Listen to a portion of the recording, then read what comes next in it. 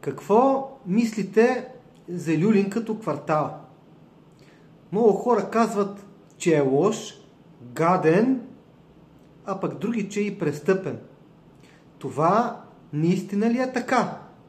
Или по-скоро са митови легенди от едни други времена?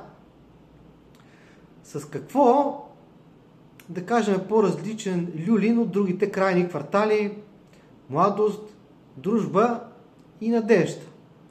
И четирите квартала са с преобладаващо панелно строителство, с почти една и съща инфраструктура и въобще почти всичко едно и също.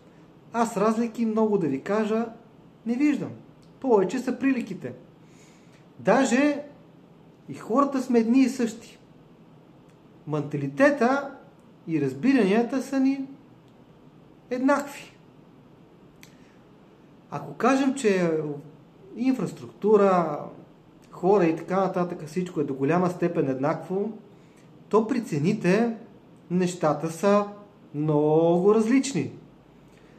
Ако в Младост цените на квадрат са между 2000 и 2200, в Надежда и в Дружба според мен са някъде между 1,7 1,8, ако въобще може да сложим в рамка средни цени, тъй като средната цена се изчислява на база най-скъпите и най-евтините имоти, но да кажем наистина средна, то в Люлин имаме цени между 1300 и 1600 евро на квадрат. Дали Люлин не е много подценен квартал? Много ми е интересно какво мислите вие по темата относно кварталите и цените. Благодаря.